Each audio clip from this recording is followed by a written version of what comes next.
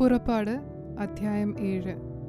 യഹോവ മോശയോട് അരുളിച്ചെയ്തത്, നോക്കൂ, ഞാൻ നിന്നെ ഫറവോന് ദൈവമാക്കിയിരിക്കുന്നു. നിന്റെ സഹോദരൻ അഹരോൻ നിനക്ക് പ്രവാചകനായിരിക്കും. ഞാൻ നിന്നോട് കൽപ്പിക്കുന്നതൊക്കെയും നീ പറയണം. നിന്റെ സഹോദരനായ അഹരോൻ ഇസ്രായേൽ മക്കളെ തൻ്റെ ദേശത്തു നിന്നും വിട്ടയപ്പാൻ ഫറവോനോട് പറയണം. എന്നാൽ ഞാൻ ഫറവോൻ്റെ ഹൃദയം കഠിനമാക്കും. മിസ്രയീം ദേശത്ത് എൻ്റെ അടയാളങ്ങളും അത്ഭുതങ്ങളും പെരുക്കും.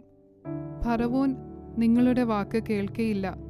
ഞാൻ മിസ്രയീമിന്മേൽ എൻ്റെ കൈവച്ച് വലിയ ശിക്ഷാവിധികളാൽ എൻ്റെ ഗണങ്ങളെ, എൻ്റെ ജനമായ ഇസ്രായേൽ മക്കളെ തന്നെ മിസ്രയീം ദേശത്തു നിന്നും പുറപ്പെടുവിക്കും. അങ്ങനെ ഞാൻ എൻ്റെ കൈ മിസ്രയീമിന്മേൽ നീട്ടി ഇസ്രായേൽ മക്കളെ അവരുടെ ഇടയിൽ നിന്നും പുറപ്പെടുവിക്കുമ്പോൾ ഞാൻ യഹോവ എന്ന് മിസ്രയീമ്യർ അറിയും. മോശയും അഹരോനും യഹോവ തങ്ങളോട് കൽപ്പിച്ചതുപോലെ ചെയ്തു.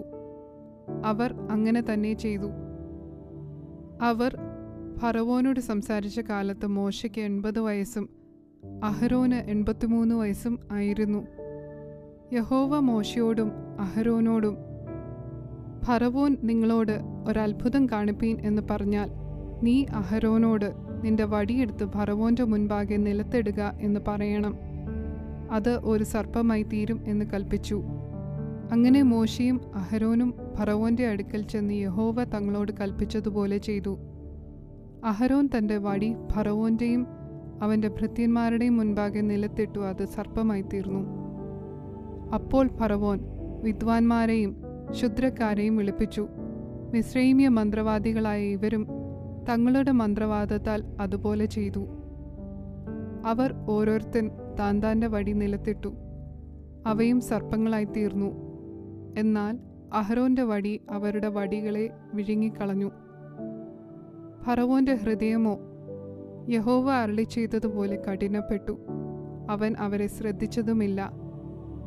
അപ്പോൾ യഹോവ മോശയോട് അരുളിച്ചെയ്തത്, ഫറവോൻ്റെ ഹൃദയം കഠിനപ്പെട്ടിരിക്കുന്നു.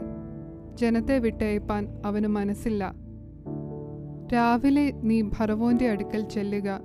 അവൻ വെള്ളത്തിൻ്റെ അടുക്കൽ ഇറങ്ങിവരും. നീ അവനെ കാൺമാൻ നദീതീരത്ത് നിൽക്കണം.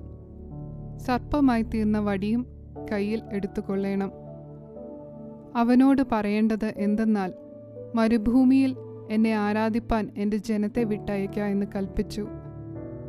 എബ്രായരുടെ ദൈവമായ യഹോവ എന്നെ നിന്റെ അടുക്കൽ അയച്ചു. നീയോ ഇതുവരെ കേട്ടില്ല. ഞാൻ യഹോവ എന്ന് നീ ഇതിനാൽ അറിയും എന്നിങ്ങനെ യഹോവ കൽപ്പിക്കുന്നു.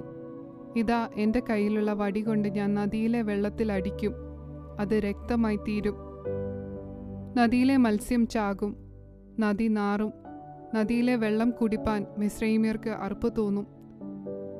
യഹോവ പിന്നെയും മോശയോട്, നീ അഹരോനോട് പറയേണ്ടത് എന്തെന്നാൽ, നിന്റെ വടി എടുത്തിട്ട് മിസ്രയീമിലെ വെള്ളത്തിന്മേൽ, അവരുടെ നദി, പുഴ, കുളം എന്നിങ്ങനെ അവരുടെ സകല ജലാശയങ്ങളുടെ മേലും കൈനീട്ടുക. അവ രക്തമായി തീരും.